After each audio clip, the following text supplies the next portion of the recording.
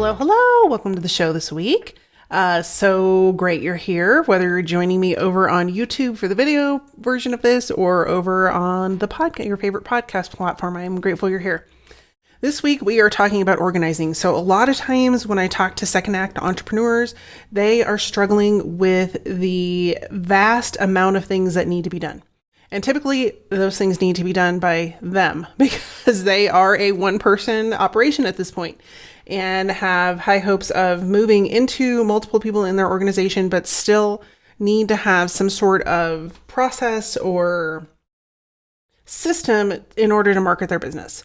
And more often than not, people that are going out into the entrepreneurial world, taking their expertise and their education and their experience, they're focused on one area. And normally it's not how to market their business because they've been in corporate or they've been in a profession that somebody else did that job. And so it's kind of hard to wrap your head around all of the things that need to be done to promote your business when you're coming in cold turkey. And it's even more cumbersome when you realize the scope of what marketing has become in the last 10 to 12 years. And so I wanted to put together for you all in this episode a system that I use, that I have taught to many clients, that I have used in my courses to help you organize your marketing, not only to save you some sanity and get you on the right track so you're not spending so much time doing these tasks, or if you're going to bring somebody in, they're not wasting time doing these tasks. They're getting right to the meat and the heart of the process. But more importantly, so that when you're organized in a strategic way, you're organized to get results. And ultimately, if you're not getting results from your marketing, I want you to be questioning, why am I paying for this? Because marketing should lead to ultimately sales. Now, let me caveat that for just a second, because a lot of times I will work with people who simply are not set up to, with the proper marketing systems in order to get sales. And so we need to make sure those are set up too. I'm not going to talk about those in this episode, but I have talked about those before when I've talked about the different components of your sales funnel. I can link to that video. I'm going to try something new. I'm going to link to it up in the cards area, but there's a sales funnel strategy, a couple of sales funnel strategy videos that I will link to up there so that you know where to find those. But we're not going to talk about that today. What we are going to talk about is, one, the misnomer that a lot of marketing gurus would have you believe that you can just snap and post this, post that, and people are going to buy. And there's nothing more frustrating for those of us in the marketing field than to have people tell you that, when we know the reality is that it takes work, it takes strategy, and it takes consistency to get people to the finish line and push the pay now button. Now, if you've been sold a line of goods in another factor, I want to just have you step back a minute and say, when was the last time when you made a purchase that you just met somebody in 2 seconds and then handed up your credit card? Chances are pretty slim, if not never. And so in this week's episode, I want to give you a 3-step system that I have used to help clients as well as students simplify their marketing, simplify their creation process so they're not just spinning their wheels, and ultimately save sanity and time and move people more quickly towards purchasing from you. And even better, you're going to get some of your time back. So let's dive into that process and get started so you can get started on saving yourself some time.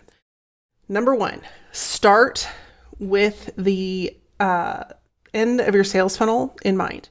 Now, a lot of times people are just like, I'm just going to create all these Facebook posts, and they're going to be, most of the time, they're promotional, which is, if you haven't heard the 80-20 rule, I'm going to share it with you right now. The 80-20 rule is 80% you give value and education, and you share kind of other information about your business, about people that you've worked with, that sort of stuff, and 20% of the time you promote. Most people do the opposite. They do 80% promoting their business and 20% talking about other stuff.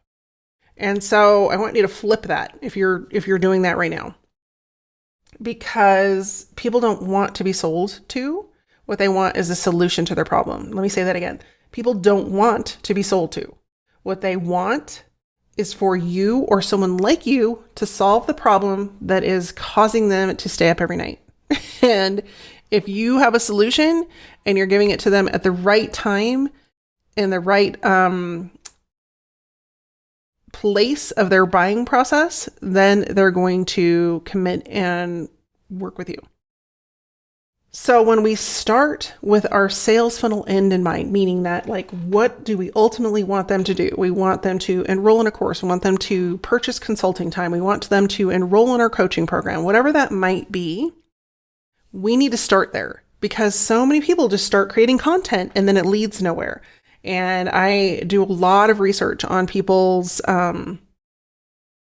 funnels that they set up. I'm going to use funnels loosely because it's not a funnel. What it is just like random things posted where they're trying to jump on the next trend and it really isn't leading anywhere. And so if you really want to be successful with any kind of strategy, you need to start with where you want people to end up and then work your way backwards. And so you may be like, okay, that seems a little counterintuitive. You just told us not to sell. Well, I'm not saying start your marketing there. What I'm saying is we need to be aware where we're sending people so that we can back up the process and actually create a marketing plan from that end result. And a lot of people don't do this, or they just try to wing it and sell people into something at the last minute and it just doesn't work. It just feels weird and people don't engage in that and it just feels slimy and you don't want that. And so when you start with the end in mind, number one, you're going to avoid burnout and just creating content for the sake of creating content. And two, it's naturally going to lead people to where you want them to go. And so map out what it is you want people to do. And so let's use an example like you have I'm going to pick on the crafting industry. So for those of you that don't know, I'm a pretty creative person. And so I've been delving into the crafting industry for just, fun and giggles, but I can't help myself when I look at their marketing. And so what I find is that you have these ladies who are so creative and excellent at what they do, and they perfected their craft, which is creating cards. But then they try to throw you into a sales funnel, just out of the blue, oh yeah, we're having a card class. And it's you didn't do any prep work there. Why would we sign up for your card class? Because you've been giving us everything for free. And so it's a perfect example of if they would have started with the card class in mind and okay, we want people to enroll in this card class once a quarter or once a month. What are we going to do to create content that builds anticipation and excitement for that course or for that class? And you can't do that if you start from the front and go forward. And so that's just a really simple example of something that I've seen recently. If you're looking at more business oriented, look at people who create YouTube channels. There is a YouTube channel for everything, including how to tie a tie or tie your shoe. But most of those creators are busy creating videos just because they think somebody might want it. Instead of hey, I have this product or service I want to sell. And so I'm going to create content that's free that ultimately leads people to purchase what I want them to purchase. So another example is my mom recently hurt her knee. And so she's been looking up YouTube videos for knee strengthening and leg and joint and hip strengthening and things like that because she has some arthritis in there. And so she follows this lady, I cannot remember her name, but she is a YouTube fitness lady. And she posted video after video after video during 2020. And now she's trying to backtrack and move people into her membership. So she's taken all of her videos down. So all of that goodwill that she's built with people is now gone. And she's trying to move them to the membership. And I told my mom, I said, I can understand why she wants to do it that way because she's got to monetize her time and her effort, but she did it backwards. And so, you have to think about the end in mind before you start the content creation. And so, when you do that, you're going to be much more successful, and it's also going to make your content creation easier. So we're going to get to that in number 2, but I want to just give you a quick reminder that at the end of each of these episodes, I include a bonus tip. And so you do not want to miss the game-changing bonus tip that I have in this episode, because it really is going to pull it all together. So stay tuned till the end so you can catch that tip. So let's jump into number 2. So how do you plan your content with the end in mind? Well, you choose quarterly topics. And so let's just use the crafting example, for example. You may have 4 areas of expertise. So you may have watercoloring, you may have card making, you may have scrapbooking, and you may have fabric arts. And so if you were going to offer monthly courses or even quarterly courses, or you had the same course and you were going to repeat it, let's just do that. You're going to have the same course and you're going to repeat it for that quarter. Well, then it's really easy for you to choose your topic. So let's say Q1, we're going to do fabric arts, and you've got a great 2-hour fabric art quilt class that you're going to offer. And it's going to be you can either do it in person or online, or if you come in person, you get the online one for free, or you get the video series or whatever. And so you would want to then start talking about all of the different pieces that would entice people to come to that course. So blog post number 1 would be like the history of different fabrics that you would want to include in that quilt. So say it's a 1920s quilt pattern that it's a vintage quilt pattern and you're going to redo it. So you want to talk about like the different fabrics that they used in the 1920s and why they picked those and why they used them. And then ultimately it's like, and hey, by the way, we are offering this month or for the next 3 months, a 2-hour, or it could be a series, whatever, course on how to recreate this quilt. And so then the next week you might want to create the easiest way to piece that quilt. And so you talk about the different ways to cut out your fabric, for example. That could be a perfect topic. So week 2 is like, here's the easiest methods for cutting out your fabric, and you give them 3 tips. And then, but if you really want to know how to do this, you need to come to the quilt class, because we're going to show you exactly how to cut out those pieces and make it easy peasy lemon squeezy. Or it could even be like the 3 things people do wrong when cutting their fabric. And so that would be the second piece. So ultimately you get the idea. You choose your 4 topics, you relate it to whatever it is that you are doing in your business. So if you're a coach, for example, and one of your topics is identifying your business, like your business expertise. And so your promotion might be like, sign up for our mastermind this month, or a monthly mastermind. And you're talking about your specific area of like choosing the best fit for you to build as a business. Like your business expertise area. So you might just say, okay, topic number 1 under that area, you would have 12 total because you want 12 pieces of content for that quarter. You might be talking about the mistakes people make when choosing too quickly. Or you could talk about the different personality tests that are available and review them. So you could talk about StrengthsFinder, you could talk about Myers-Briggs, you could talk about, I'm trying to think, Enneagram. And you could actually cover one of those in multiple, one piece would be Enneagram, one piece would be Myers-Briggs, one would be StrengthsFinder, and you could bring in experts, you could do whatever you want, but it's all focused around getting them to sign up for that workshop where you're going to help them dig in because you've gathered all the information for them, but really they need help because they're struggling with trying to dig into where they should plug in. And so once you set up those quarterly topics, it's easy for you to narrow down what content you're going to create and then leading them back to the end of your sales funnel. So when you're working backwards that way. And then this is the best part.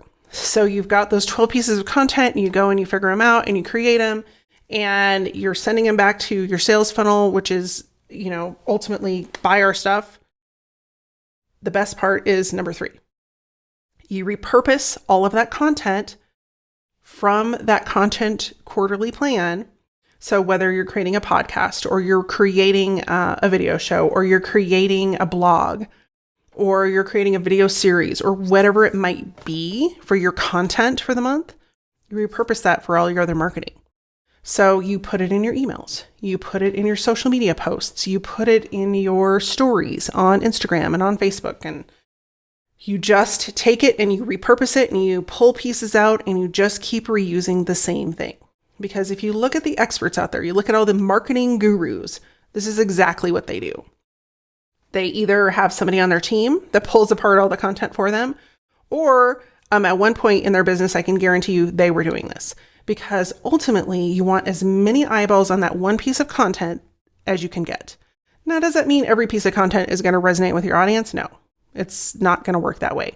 However, the more times they see you, the more they're going to say, hey, I'm seeing her everywhere.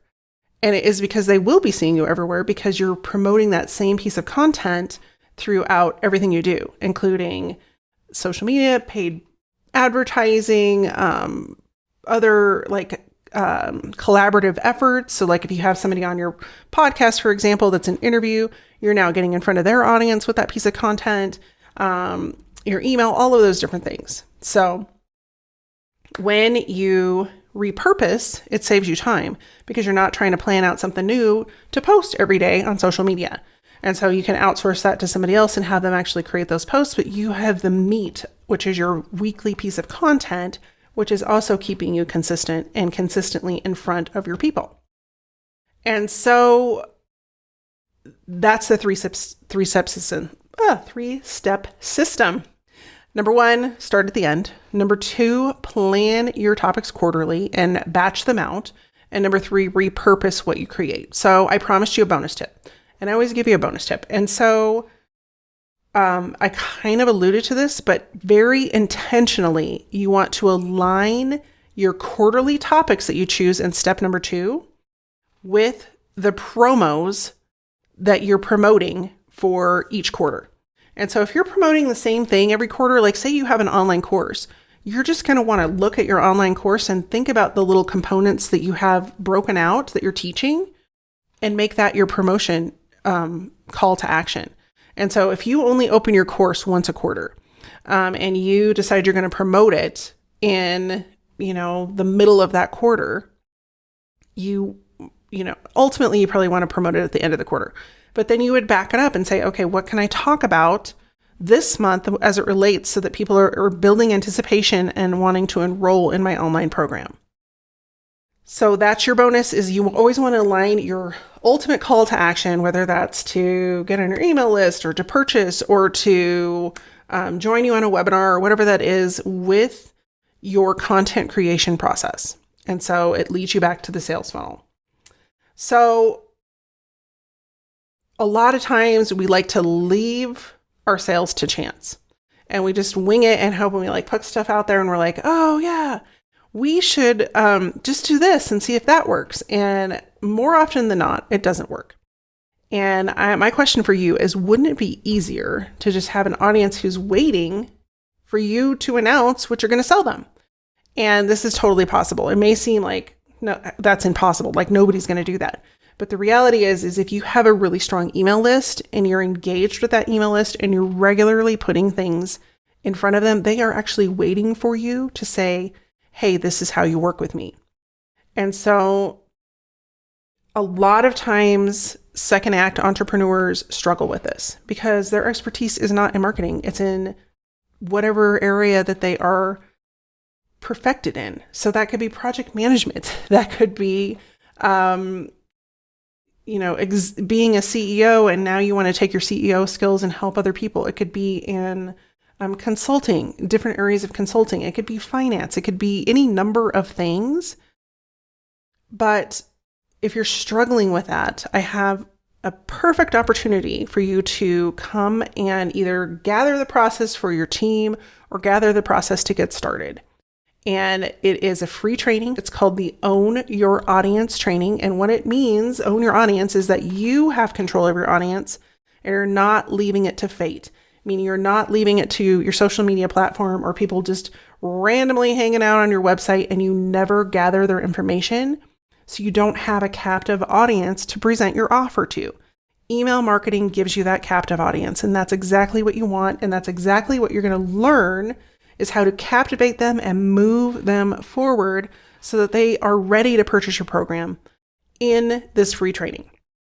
I would love for you to join me. Registration is open right now. You can go and register by visiting elisaconnor.com/own your audience, all one word.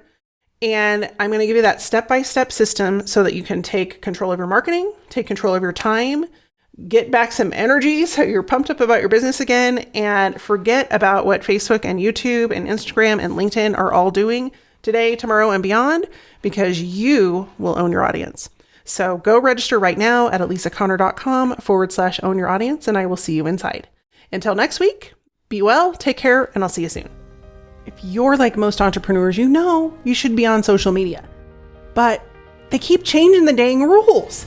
For Pete's sake, every day there's a new algorithm change. There's when you should post, when you should not post, what you should post. Should you do videos? Should you do Insta stories? Should you do this? It's enough to make anybody crazy. And the worst part of all is that even if you're showing up and you have a huge audience on one of these platforms, you don't own any information about them. So when they change the rules, and you know they do, you are at their mercy.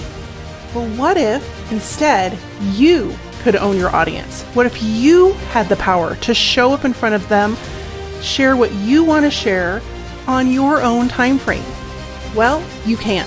In my new upcoming training, Own Your Audience, you're going to learn how to stop being at the mercy of social media moguls. Yes, social media is a great tool, but when you put all of your eggs in their basket, it's like renting an apartment with a horrible landlord who keeps changing the rent. You deserve better. You deserve to control and get in touch with your people on your terms.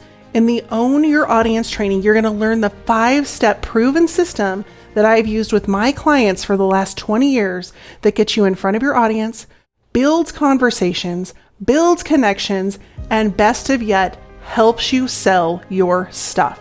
Because if you're not selling anything, it's really hard to stay in business. So join me for this free live training coming up. It is so easy for you to join and come and be part of this live training by going to elisaconnor.com/own your audience. If you're tired of fretting about the next social media change and you're sick of being at the mercy of what to do, when to post, how to post, where to be, and you just want some sanity with your marketing, join me for this upcoming live training at elisaconnor.com/own your audience. And I look forward to seeing you inside.